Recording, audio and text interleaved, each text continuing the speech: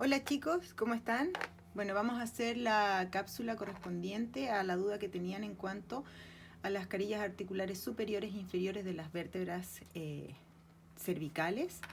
Sabemos que estas carillas están presentes en todos los segmentos, sin embargo, cuando nosotros observamos una vértebra cervical, vamos a hacer un pequeño repaso, el cuerpo, el pedículo, el arco, el proceso espinoso y sus procesos transversos, que recordemos que salen a nivel de su cuerpo y que vamos a encontrar en su proceso transverso este agujero transverso. ¿Ya? Si yo me acerco ahí un poquito, puedo observar, ¿no es cierto?, el proceso unciforme. Esta es una vista superior de la vértebra. Y en una vista inferior, yo ahí observo el cuerpo, el agujero vertebral, ¿no es cierto?, proceso espinoso, procesos transversos con sus agujeros, y ahí puedo observar las carillas articulares inferiores. Acá puedo observar las superiores. Recordemos que las carillas articulares superiores en la vértebra cervical miran hacia dorsal y en la vértebra, las inferiores van a mirar hacia ventral, en las vértebras cervicales solamente. Además recordemos que tenemos esta vértebra especial que es C2, ¿no es cierto?, la axis. Ahí pueden ver ustedes la tridimensionalidad que tiene. Esto es anterior, acá yo veo el cuerpo. La carilla articular del proceso odontoides, las carillas articulares superiores para el atlas y las carillas articulares inferiores para articular con C3. ¿Ven? Vemos su proceso espinoso bastante voluminoso, bífido, y ahí vemos el proceso odontoides.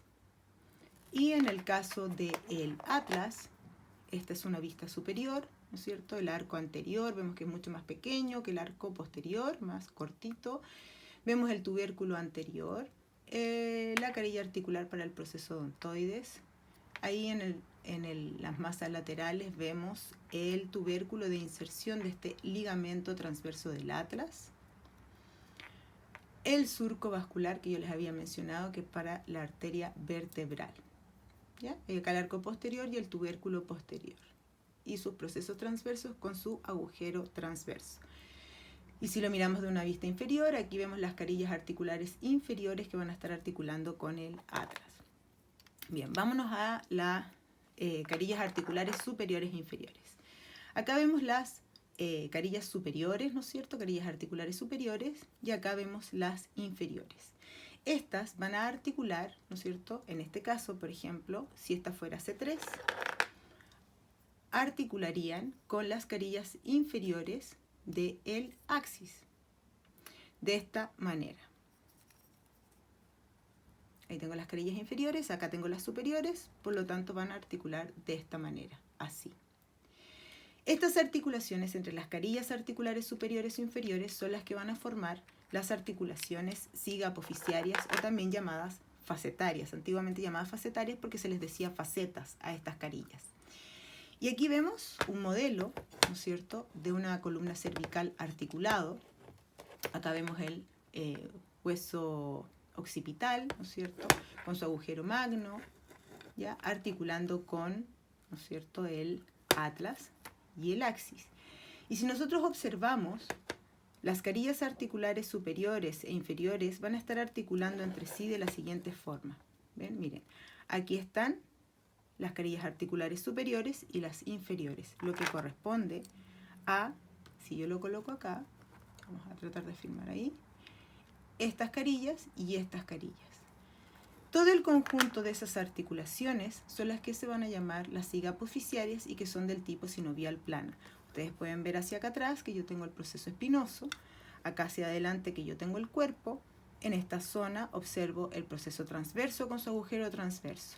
Y si se fijan, miren la arteria que va pasando por dentro de este agujero transverso y que yo les decía en la clase que se curvaba, pasaba por, ¿no es cierto?, este surco vascular que tiene el arco posterior del atlas e ingresa por el agujero magno, ingresa por ahí, por el agujero magno, para formar parte del círculo arterial del encéfalo.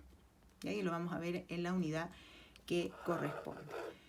Pero eso era para aclararles las dudas de cómo iba la articulación entre, ¿no es cierto?, las carillas articulares superiores e inferiores. Recordemos que la vértebra va a tener, ¿no es cierto?, una articulación a nivel del cuerpo, que es la intervertebral y que está representada por el disco intervertebral, Ya recordemos que entre C1 y C2 no hay, porque no existe cuerpo en C1, y son del tipo articulaciones cartilaginosas sínfisis. ¿Ya? Y la segunda articulación que va a presentar es precisamente esta siga apofisiaria, ¿no es cierto?, que va a estar en relación a las carillas articulares superiores e inferiores. Estas articulaciones las vemos a lo largo de todo el segmento. Sin embargo, recordar que a nivel del segmento cervical nosotros observamos los procesos unciformes, ¿sí? Y esos procesos unciformes nos van a dar la articulación denominada uncovertebral, que corresponde también de igual modo a un tipo sinovial plano. Eso sería.